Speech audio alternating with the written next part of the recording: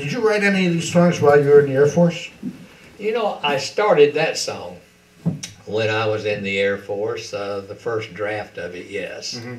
But I completed it in 1991 when the Supreme Court was ruling on flag burning. Right. And they came out with the opinion that it was your constitutional right if you wanted to protest in this country. If you want to burn a flag, you can burn it. And of course, then it hit me, you know, it's not just a piece of cloth. I mean, a lot of men, you know, I think of that World War II thing where the 3 or 4 soldiers are lifting that flag, you know, and, you know, under fire.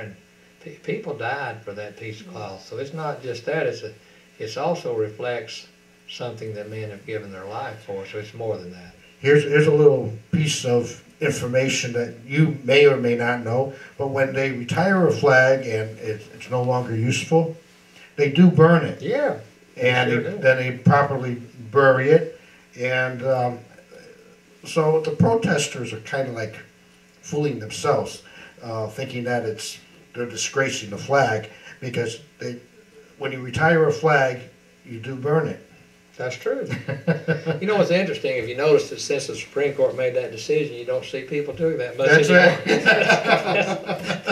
That's the crazy thing about it. I think some things are done for movements and just so the cameras will be there to capture the moment and move on. Do you ever do like political or activist type of songs?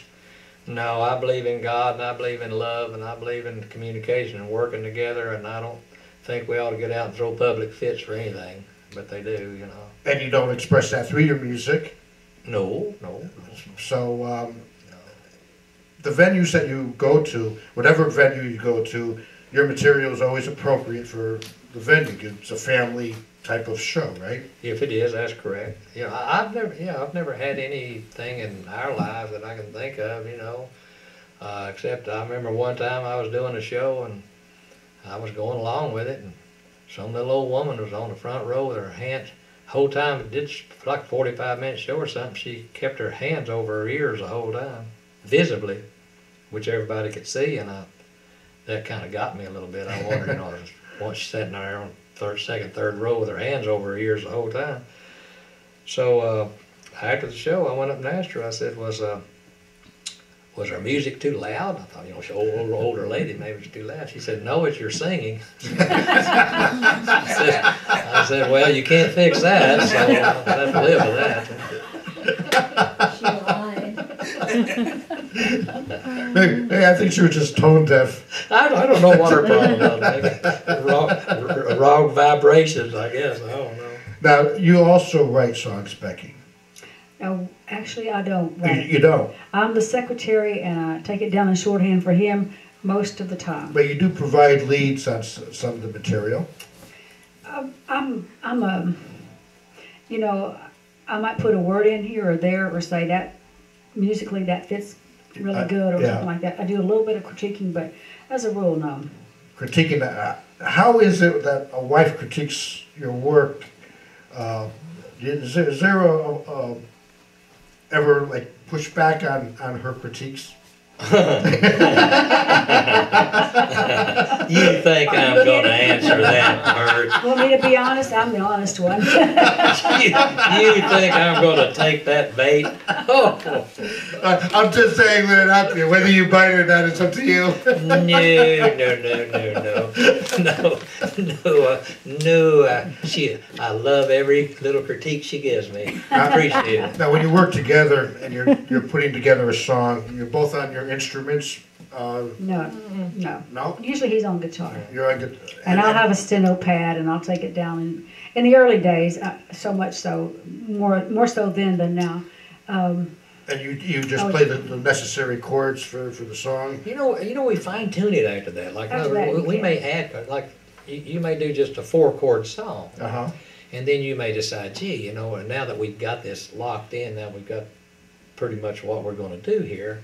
Then we'll start experimenting with some off chords, some transcending chords, something that makes it a little more interesting, and then it fine tunes the melody too, because what you were playing in 1, 4, and 5 chords, you may decide you want to you know, try a diminished chord here or a minor there, and it changes the melody so much. That's when you kind of really take that raw song and then you begin to kind of put your personal little touch to it, you know, for that song. Okay. And we did that on a song that I think Jenny liked too. She called it "Will You Marry Me?" Mm-hmm. That's the one song we did write together. Okay. So that one we did together because I didn't have as much a feel for it as she did. Her sister was getting married Mm-hmm. and wanted us to write a song for her wedding, to sing at her wedding. And so we worked together on this one, and she, you know, helped me with the chords and different things she was hearing. So, you know, there was a lot of give and take on that too. That was a tough few days of working that out. Well, actually, I got the marriage vows from Pastor Snow, Uh-huh. Jimmy Snow at the time, and he gave those to us, and we worked from that. You know, the traditional wedding vows that are spoken in churches, traditional, Put some of those in a song. you know, churches, and we worked from that. Now, do you ever write your music out on sheet music? Have it done. Have it done like if it's a song we finished, because we weren't trained, you know, just a couple of high school kids. I went in the Air Force. She was back there in Clinton working at the dry cleaner's place, and Yeah. we just we learned our music from the guys up in Sevierville and Gatlinburg, and we just got the old chord charts out in the books. So I had a year and a half in college to I took voice and music there, and so I was familiar with the lines and spaces and notes and timing and things, but I never had the discipline back then to actually sit down and learn how to do that, to write it out. I can do it slowly, so it's a lot easier now to just go to someone and say, here's my tape, would you, you know, transcribe this, would you put this in sheet music form for copyright purposes, you know, and they do it. I think Jenny wants to hear that song, her favorite song. You just mentioned it. Will you marry me? Will you marry me? Right.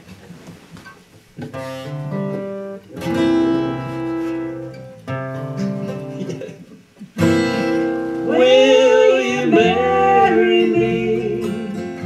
It's been my only thought since you came into my life. What a change you brought.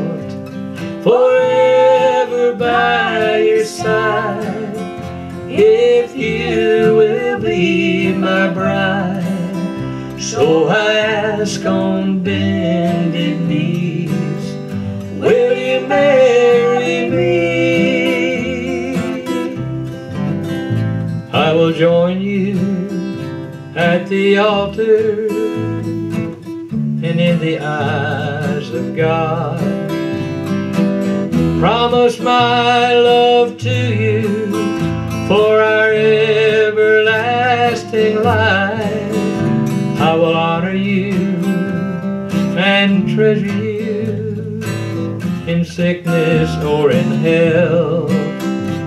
These things I promise to you when you become my wedded wife.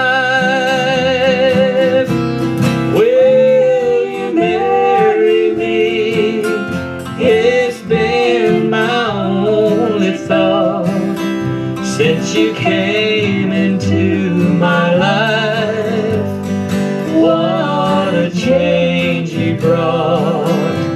Forever by your side, if you will be my bride. So I ask on bended knees, will you marry me? For richer or for poor, I pledge my love for you. Forsaking all the others when those holy vows are said. For better or for worse, these things I promise you. Today we say I do, and with this ring I do thee wed. Will you marry me?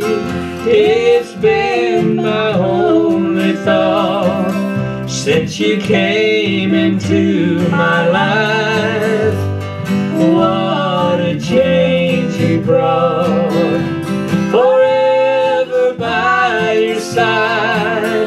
If you will be my bride, so I ask on bended knees, will you marry me? So I ask on bended knees, will you marry me?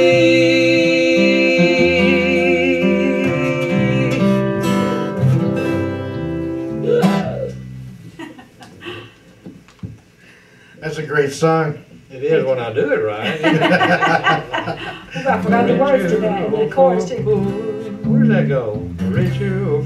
Now Becky, you do a lead on some songs also, right? Oh yeah, we actually, that's the gift that God gave to us, that, you know, He plans our lives, we don't. We think we're, you know, making our life plans, but I think God put us together, and we both sing lead and we both sing harmony.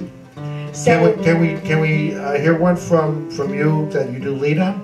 oh sure, that's easy. Anyone you like. Anything I like. Okay, he's going to worry about what we just messed up for the rest of the day. But if you'll put that behind us, he wants me to sing lead on one. Do you have a special one that you want to do, or?